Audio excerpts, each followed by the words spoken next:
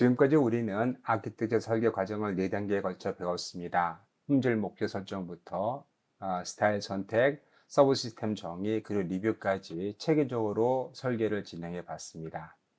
이제 한 걸음 더 들어가서 좋은 설계를 하기 위해 꼭 따라야 할 기본 원칙들, 다시 말해서 전통적인 설계 원칙들에 대해서 이야기해 보겠습니다.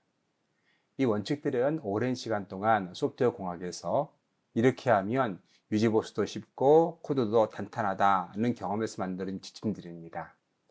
이 지침들을 따라서 여러분께서 소프트웨어를 개발하시면 훨씬 더 효용 가치가 있는 좋은 소프트웨어를 개발하실 수 있습니다. 전통적인 설계 원칙들 중에서 가장 기본이 되는 두 가지는 바로 효율성과 단순성입니다. 먼저 효율성입니다. 효율성은 설계가 단지 잘 짜여진 코드가 아니라 시스템 자원을 얼마나 효과적으로 사용되는지를 고려하면서 짜는 것을 말합니다. CPU나 메모리 낭비가 심하지 않고 최소한의 자원으로 최대한의 성능을 낼 수 있는 구조를 만들어야 하는 것입니다. 특히 실시간 시스템이나 혹은 반응이 빨라야 하는 인베디드 시스템처럼 제한된 자원 안에서 효율적인 시스템을 개발하기 위해서는 이 효율성이 매우 중요합니다. 그 다음 단순성입니다. 단순성은 설계가 복잡할수록 시스템을 이해하기 어렵고 유지 보수나 혹은 테스트가 훨씬 힘들어진다는 것입니다. 그래서 좋은 설계는 가능한 한 단순하게 구성해야 합니다. 복잡한 기능도 단계별로 나누고 명확하게 표현하려 노력해야 합니다. 기억하십시오. 단순한 설계는 곧 유지 보수성 그리고 테스트하기에 훨씬 좋은 설계입니다. 효율성과 단순성, 이것은 우리가 늘 염두에 둬야 하는 핵심 가치 중의 하나입니다. 이제 다음 슬라이드에서는 이 가치를 실현하기 위한 구체적인 설계인 추상화와 캡슐화를 살펴보겠습니다.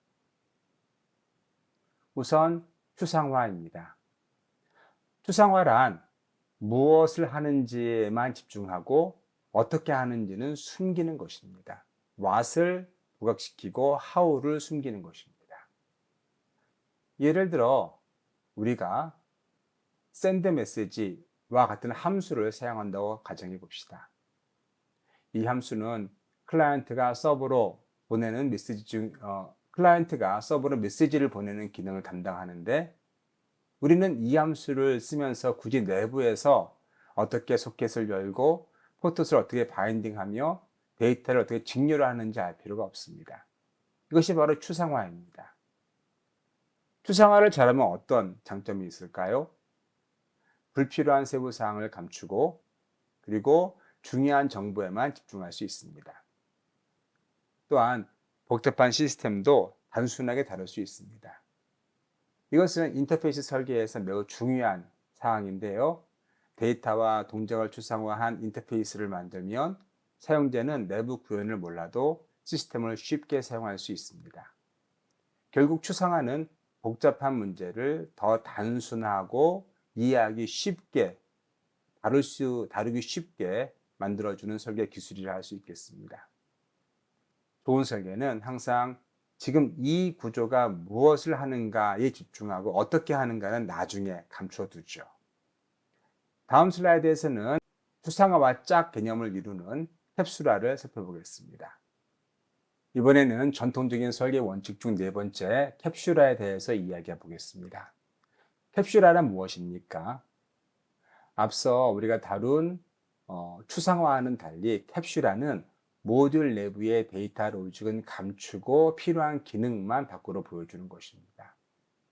앞서 우리가 추상화를 다룰 때에는 무엇을 할 것인가를 보여주는 방식이었죠. 어떻게 할 것인가는 보여주지 않는 방식이었습니다. 그런데 캡슐화는 어떻게 작동하는지를 숨기는 방식입니다. 예를 들어 어떤 클래스가 내부적으로 어떻게 데이터를 저장하든 외부에서는 그 클래스에 있는 데이터를 뽑기 위해서 게시나 업데이터와 같은 인터페이스를 통해서 데이터를 불러오게 하면 됩니다. 이때 내부 구현 방식은 사용자에게 보이지 않도록 숨깁니다. 이 방식이 바로 정보 은입입니다. 캡슐화를 잘하면 어떤 장점이 있겠습니까? 내부 코드를 바꾸어도 다른 모듈에 영향을 주지 않게 설계할 수 있으며 시스템 전체가 훨씬 더 안정적이고 유연하게 설계될 수 있습니다. 정리하자면 추상화는 무엇을 할 것인가를 보여주는 방식이고 캡슐화는 어떻게 작동하는지를 숨기는 방식입니다. 그래서 추상화는 보여주는 방식, 캡슐화는 숨기는 방식인데 공통적인 것은 다시 말해서 어떻게 동작하는지, 어떻게 움직이는지를 숨기는 방식이라 할 수 있겠습니다. 이 두 개념을 이제 나란히 비교해서 정리해 보도록 하죠. 자, 방금까지 우리는 추상화, 캡슐화라는 중요한 설계 원칙 두 가지를 따로따로 살펴보았습니다. 이제 약간 헷갈리는 이 두 개념을 정리해서 비교해 보겠습니다. 비슷해 보이지만 초점과 목적이 조금 다릅니다. 우선 추상화는 불필요한 정보를 감추고 무엇을 하는가에 집중하는 것입니다. 사용자에게는 중요한 기능만을 보여주고 내부 복잡성은 줄이는 것을 의미하는 것이죠. 예를 들어 자동차가 운전할 때 우리는 페달만 밟지 그 뒤에서 엔진이 어떻게 움직이는지는 몰라도 됩니다. 이게 바로 추상화입니다. 반면 캡슐화는 내부 구현을 숨기고 외부에는 필요한 것들만 공개함으로써 외부에서 무분별한 접근을 하지 못하게 막는 것을 의미하는 것입니다. 자동차의 엔진이 덮여 있지요. 그것은 우리가 함부로 뜯거나 수정할 수 없는 것처럼 보이게 만들려고 하는 것입니다. 이것이 바로 캡슐화입니다. 정리하자면 추상화는 사용자에게 보여줄 것만 보여주는 선택적 가시성을 의미하고 캡슐화는 외부 접근을 통제해서 내부를 보호하는 제어된 접근성을 의미하는 것입니다. 좀 정리해 보자면 추상화는 사용자에게 보여줄 것만 보여주고 필요한 것만 제공하는 것이고 캡슐화는 접근 제어를 통해서 내부에 불필요한 것들이 밖으로 빠져나가지 않도록 하는 어떤 제어된 접근성이라 할 수 있겠습니다. 둘 다 복잡성을 줄이고 시스템을 더 안전하고 유지 보수 가능하게 만드는 핵심 전략입니다. 이제 우리는 클래스를 설계할 때 이 두 원칙을 항상 염두에 두고 설계해야 할 것입니다. 이 슬라이드는 방금 우리가 배운 추상화와 캡슐화를 코드 예시로 보여주는 그림입니다. 실제 자바 코드로 두 개념을 비교해 보겠습니다. 먼저 위쪽에 있는 인터페이스 애니멀을 볼까요? 이것은 추상화를 보여줍니다. 여기에 make sound라는 동작만 정의되어 있죠.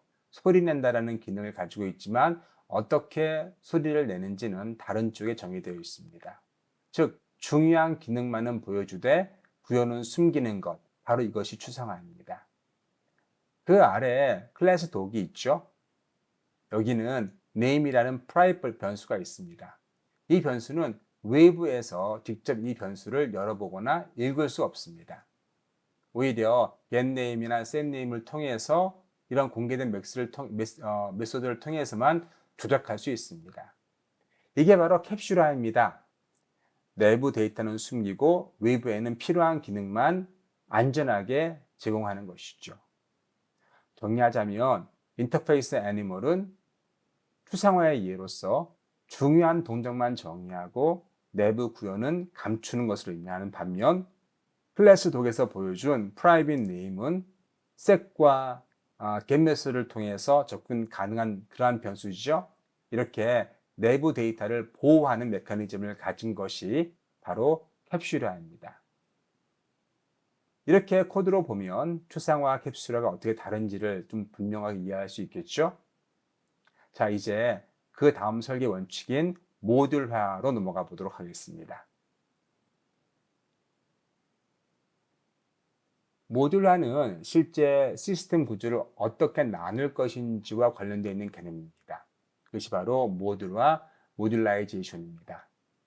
모듈화란 시스템을 작고 독립적인 모듈로 단위로 나누는 설계 전략이라 할 수 있겠습니다. 이때 각 모듈은 하나의 책임만을 잘 수행할 수 있도록 설계되어야 합니다. 우리가 앞서 보여왔던 단일 책임과도 밀접한 관련이 있습니다. 좋은 모듈은 우선 작고 명확한 역할을 가집니다. 한 가지 기능이나 목적에 집중합니다. 이를테면 로그인 처리, 주문 생성, 이메일 발송 등과 같은 명확한 책임만을 가지고 있습니다. 또 독립적으로 테스트 가능해야 합니다. 외부에 의존적이지 않고 내부 로직으로만 따로 테스트할 수 있어야 합니다. 마지막으로 재사용과 교체가 쉬워야 합니다. 다른 프로젝트나 컴포넌트에서도 쉽게 활용할 수 있어야 하고 구현이 바뀌더라도 인터페이스만 유지되면 쉽게 교체할 수 있어야 합니다. 모듈화는 추상화와 캡슐화의 결과이면서 실현 방식이라는 것입니다. 여러분이 실제로 코드를 설계하거나 시스템을 구성할 때 이 기능은 하나의 모듈로 뽑아야 할까? 이 모듈은 충분히 작고 독립적인가? 이 질문을 자꾸 던지셔야 합니다. 이제 다음 슬라이드에서는 모듈 사이의 관계를 평가할 때 핵심이 되는 결합도와 응집도 개념을 살펴보도록 하겠습니다. 이제 전통적인 설계 원칙의 마지막 주제인 결합도와 그리고 응집도에 대해서 이야기해 보겠습니다.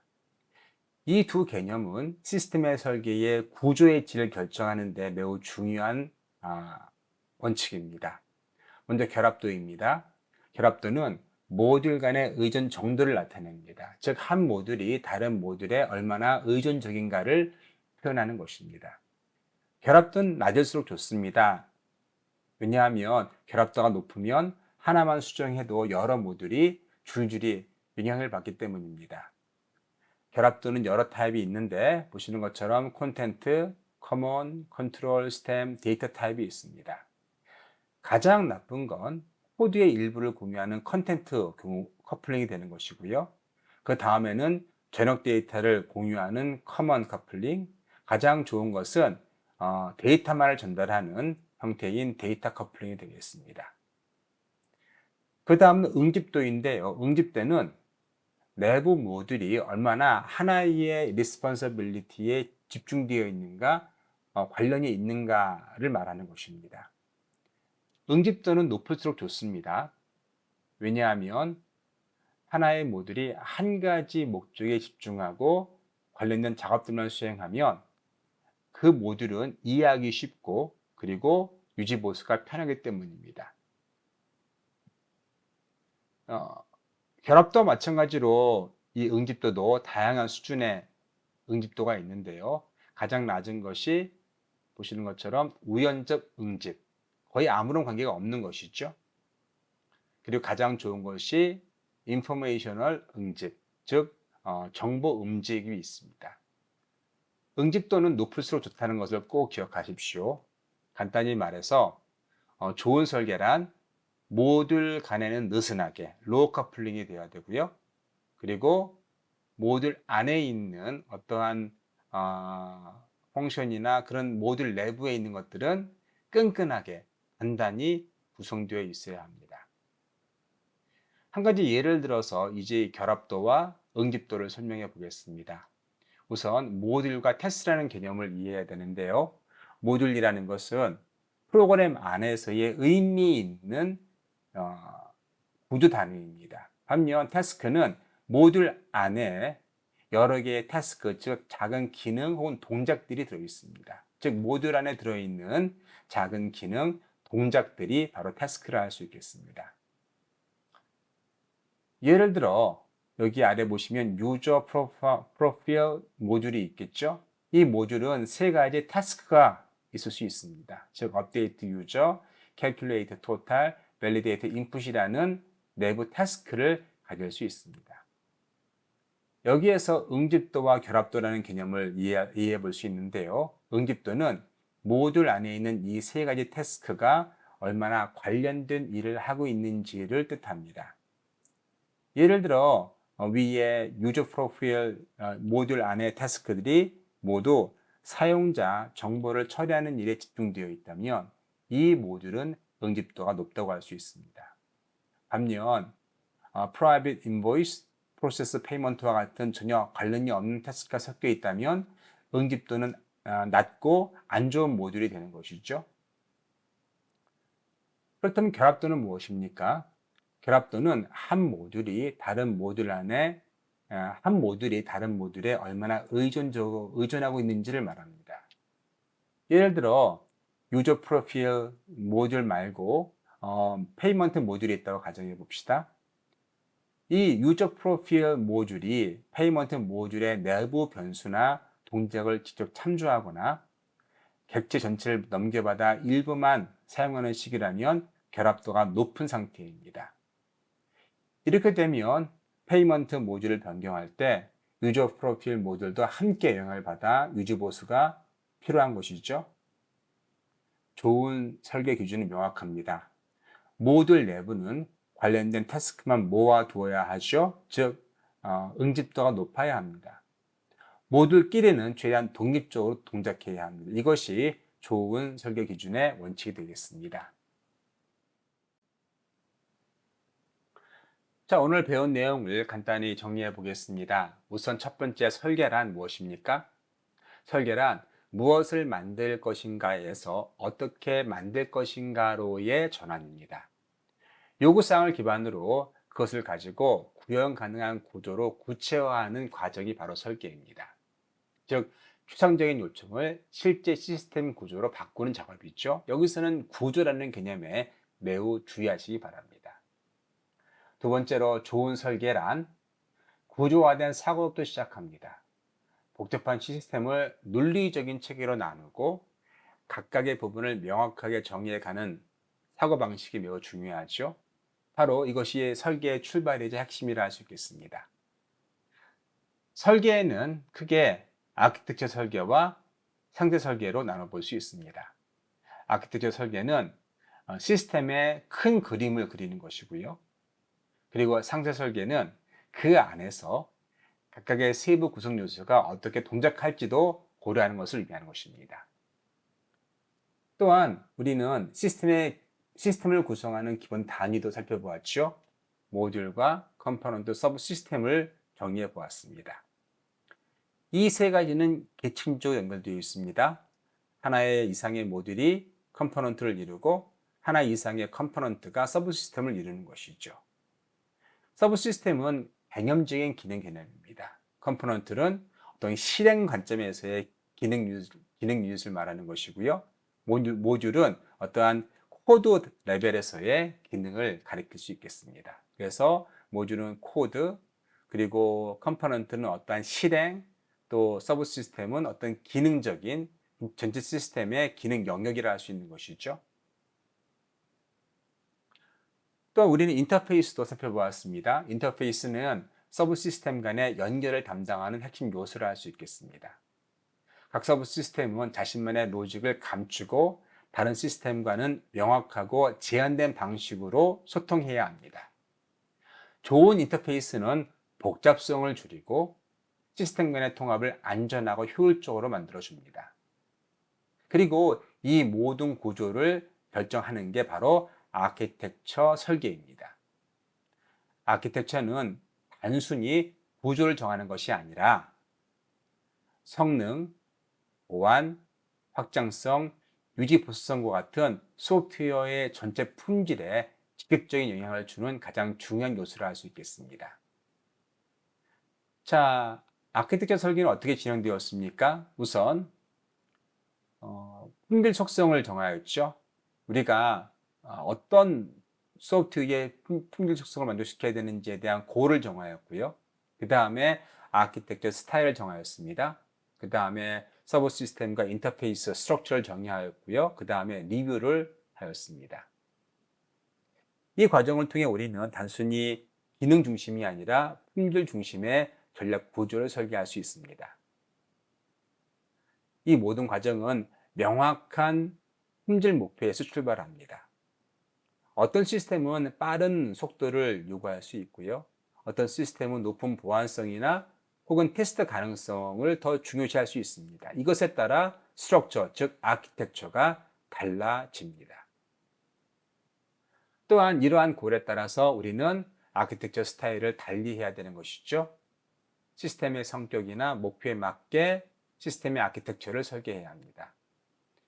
예를 들어 실시간 시스템의 경우라면 이벤트 드리븐 방식이 이벤트 드리븐 중심의 아키텍처를 설계할 수 있지만 또 웹 API 시스템이라면 REST와 같은 그런 아키텍처를 선택할 수 있습니다. 그 외에 우리는 아키텍처가 만들어질 때 어떤 원칙이 고려되어야 되는지를 살펴보았습니다. 대표적으로 추상화 그리고 캡슐화가 있습니다. 추상화는 모듈이 무엇을 하는지 집중하게 하는 것이죠. 내부 세부 사항을 숨기고 사용자는 오직 필요한 동작만을 사용할 수 있도록 만드는 것이 바로 추상화의 핵심이라 할 수 있겠습니다. 이렇게 하면 시스템을 간단하게 사용할 수 있습니다. 세 번째로 캡슐화는 모듈의 내부 구현을 숨기고 안전한 방식으로만 접근하도록 제한하는 개념입니다. 외부에서는 모듈을 접근할 때 제한된 방식으로만 접근하여 내부 데이터를 보호하거나 기능을 보호할 수 있습니다. 마지막으로 우리는 어떤 모듈을 설계할 때 두 가지 원칙을 고려하였었죠. 하나는 로우 커플링, 다시 말해서 낮은 결합도 혹은 하이 코히언스, 높은 응집도입니다. 즉 모듈끼리는 서로 낮은 결합도를 가져야 되고 모듈 안에 있는 태스크나 그런 것들은 높은 응집도를 가져야 합니다. 각 모듈은 하나의 책임에 집중하여 내부적인 응집력을 키워야 한다는 것이죠. 이렇게 설계된 시스템은 유지보수나 확정성이 뛰어난 구조를 가질 수 있습니다. 자, 여러분, 오늘 우리는 소프트웨어 설계의 전반적인 개념과 원칙을 함께 살펴보았습니다. 설계란 단순히 구조를 만드는 것이 아니라 요구사항을 구현 가능한 구조로 바꾸고 품질을 좌우하는 전략적 결정을 내리는 과정입니다. 아키텍처 설계는 그 중심에 있습니다. 그 안에는 명확한 목표 설정, 적절한 스타일 선택, 인터페이스 정의, 지속적인 피드백을 필요로 할 수 있습니다. 또한 추상화, 캡슐화, 모듈화, 그리고 낮은 결합도, 응집도와 같은 원칙을 기억하십시오. 이 원칙은 우리가 아키텍처를 설계를 할 때 어떻게 설계하는지에 대한 기본적인 원칙을 제공해주고 있습니다. 앞으로 여러분이 소프트웨어를 설계할 때마다 오늘 배운 개념들을 꼭 떠올리면 명확하고 유연하며 유지보수하기 쉬운 그러한 소프트웨어 설계를 할 수 있을 것입니다. 오늘 수업은 여기까지 마치겠습니다. 감사합니다.